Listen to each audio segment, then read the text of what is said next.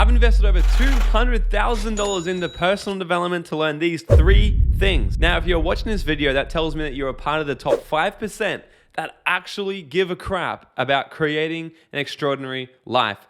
And investing in yourself is the #1 way to speed up that growth. So for that, I applaud you. Welcome to this channel.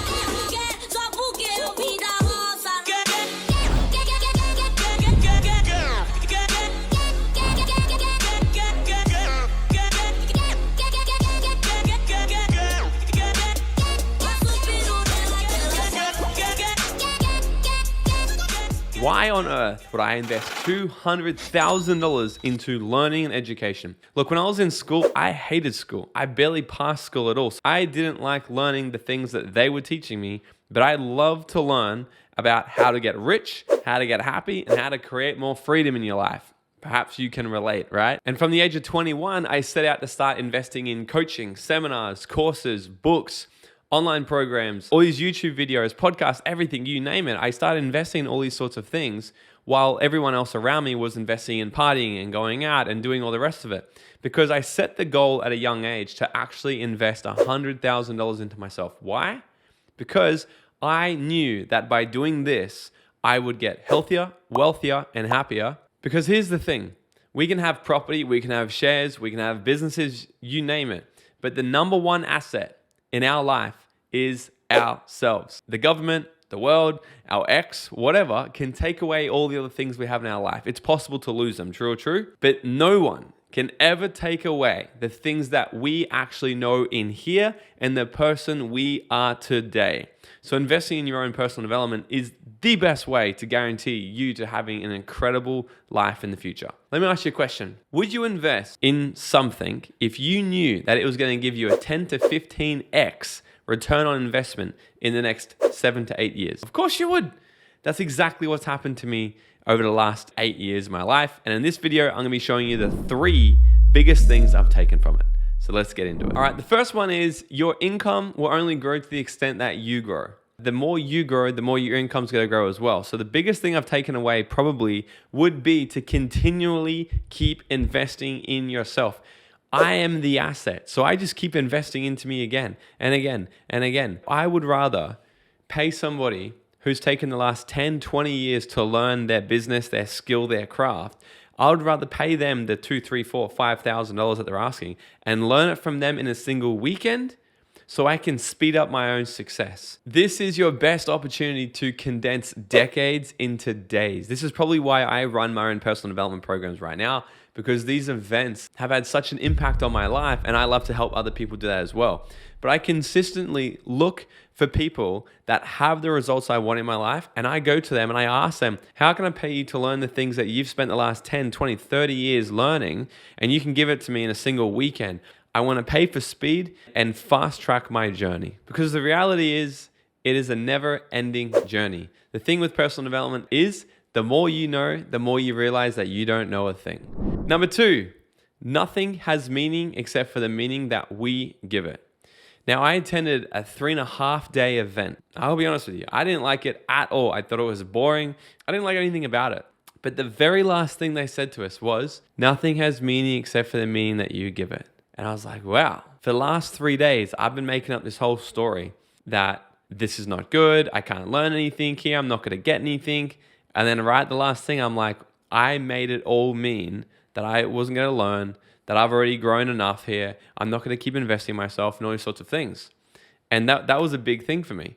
But I've been able to use this philosophy in nearly every single area of my life, because here's the thing. Nothing in this world actually has any meaning. What we do as human beings, we're little meaning-making machines. We come along and make meaning from every single little event and scenario that happens in our life. If someone leaves you, that doesn't mean anything about you as a person. It doesn't mean that you're shit, you're ugly, you're not good in bed, or whatever it is. It's nothing. It just is. Things just are. And then we come along and create meaning from it. And when we attach meaning to an event or a scenario in our life, we create our own problems. So if you want to remove the problems in your life, remove the meanings that you attach into each scenario. This has been an absolute game changer in my life. This allows me just to live a life of peace and joy all the time. Even when things don't go my way, instead of creating a big meaning from it, I now look at it and I get fascinated. And I think more to myself like, isn't this interesting? How can I do it better next time? I don't make anything mean anything negative about myself, especially. I don't make things mean anything negative about people around me, the people I look up to, or nothing like that, especially for those who are in a relationship. If your partner comes home and they leave a cup out on the bench, that means nothing about you, them, and your relationship between each other. The only problems that exist in our life are because of the meanings that we create from the events and scenarios that occur in our life. So if you want to get rid of all the problems in your life, take away all the meaning that you created. Number 3, failure is part of the journey. So often I meet people and they're afraid of succeeding and they're afraid of failing. And because of these two things, they sit on the fence and they don't take any action towards their life. They want, how do I know this? Because I did it for years. I had so much fear around, well, what if I do this and it doesn't work, right? And back to square two, what I was just talking about. If it doesn't work, then it's going to mean something. No, it doesn't, right? There is no such thing as failure in our life. There is only feedback. So what we need to actually do is when I started to adjust this way of thinking, instead of trying to avoid failure, I went head on with it.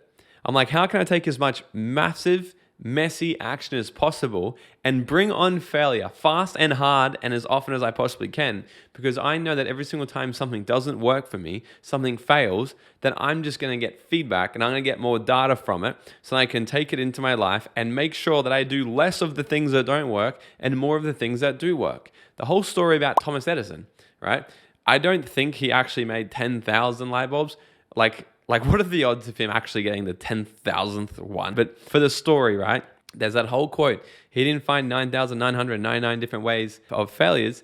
He found 9,999 different ways to not build the light bulb. And through all these trials and processes and failures, he just collected more data to be like, well, that didn't work. That didn't work. That one didn't work. That one didn't work. And then eventually he'd be like, boom, we got ourselves a freaking light bulb, right?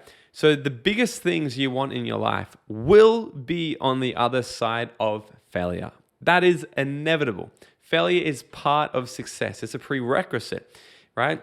But the more you fail in your life, the more data and feedback you're going to get, the more information you're going to get, the stronger you're going to become, the more resilient you're going to become, and the more the end result is going to feel good and incredible when you get there because you know it came through a journey.